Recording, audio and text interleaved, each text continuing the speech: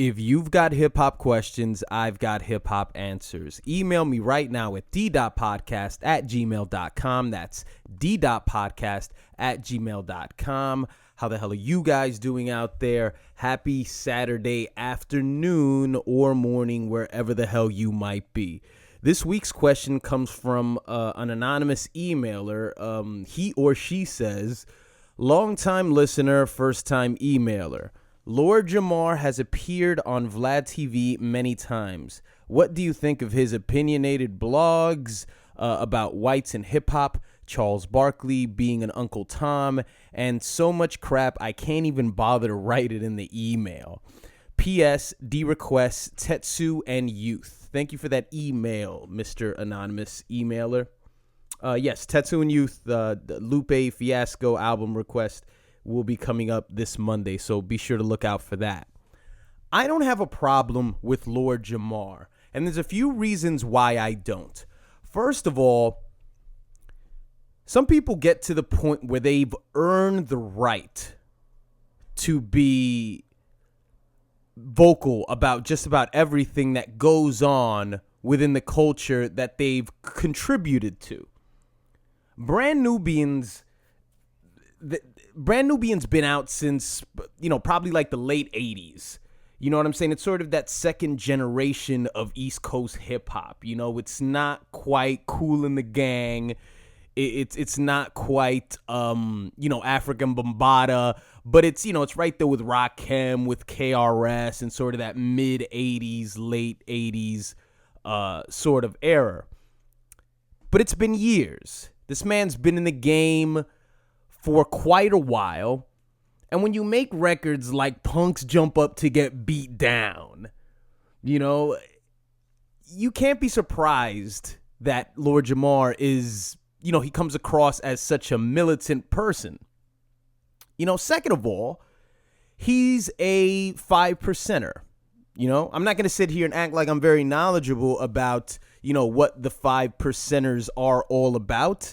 But, it's about the Earths and the gods. If I'm not mistaken, a lot of people from Wu-Tang are also, they're of that background as well. And if you know anything about the 5%ers, you know that they're very Afrocentric. They're very, I wouldn't say anti-white, but, fuck it. If the shoe fits, I guess. I mean, if I'm wrong about that, somebody please correct me in the comment section below. But you've got to understand those factors when he's speaking about whites in hip hop. Not to say that that makes it right, but we're talking about a man in his mid 40s. All right. These aren't impulsive comments. This isn't him being a troll. This is him speaking from the heart. So when he says negative shit about Iggy Azalea, and when he says negative shit about just about every other white rapper, it's what's to be expected. Hip hop, I think, is such a different thing to him than it is to us. It might be something different to me. It might be something different to you. But coming up in that era and contributing to the art form, you get a sense that he has to protect it, which is not to say that it's something that has to be protected, but that's how you grew up in that era, because for a lot of kids in the inner city, that's all you had. That was sort of the secret handshake, the secret society that that Black and Latino kids had. A lot of it was, to oppose the crimes that were going on in the city in the late 80s and the early 90s, which, there was a fucking boom. There was a crack epidemic. I don't have to tell you guys that. You guys are aware of that. So there's a reason why there's this protective tone every time he jumps on Vlad TV. Now, some of the blogs, and I haven't seen this him calling Charles Barkley an Uncle Tom. I wasn't even aware of that, but I will check it out after I'm done with this podcast. But some of them are a bit, sensational. They are, him doing just a bit too much. But I guess that's a part of the game. I have no clue if he gets paid to appear on Vlad. I would imagine that he does. And now it's no different than, just being a blogger online. Now he's getting paid to do it. He's a contracted guy. So it's, no different than what other people do. But you got to remember those factors with him. And I'm not condoning the things that Lord Jamar says, and I don't subscribe to many of the beliefs that he has. I've told you guys in the past that how I feel about art is when art is created, art has a mind of its own. No one owns it. I don't give a shit what hip hop meant to people in my city or people in your city 20 years ago. The fact is it's become bigger than you. It's become bigger than your cause. And it can be anything to anyone, no matter what, color or creed or whatever the fuck.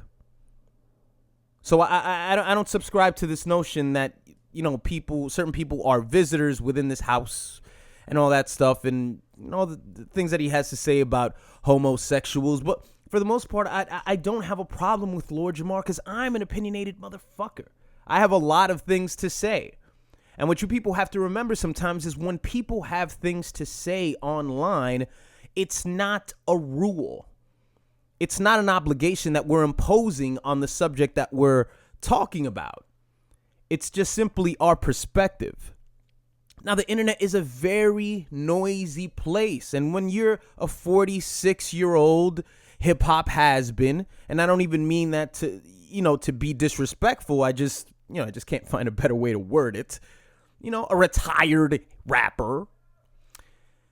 You've got to stand out. And one of the ways that you stand out is by speaking in a very authoritative voice, almost as if these are facts that you're spewing out. Now, as a content creator, I understand that. I understand the game, baby. Do what you have to do. Because the same reason why people are sending this email is, it worked. It worked. And to me, it's authentic because, as I said, I think this is coming from the man's heart. This isn't some 20-year-old kid jumping online and, just wanting to get attention, because he hates his parents. This is somebody who will go down in history as a contributor to the culture. Not one of the greatest contributors, but God damn it, he did something. He did something correct. So you've got to understand that when a person has opinions, it's just their opinion. We can't continue to massage you and tell you that, by the way, this is just how I feel about the situation. That should go without saying. But the problem is that these days you have something to say and people take issue with it because there's a lot of ways that I could go with this. But as I said, send your hip hop related questions to me and I will give you hip hop related answers. Email me right now at D.Podcast@gmail.com. That's D.Podcast@gmail.com. I didn't want to take a detour and make this about something else, which is probably a greater issue. But if somebody would, care for me to elaborate on that, send me an email and I will, I'll respond. So email me right now at D.Podcast@gmail.com. That's D.Podcast@gmail.com. And I will see you freaks next week.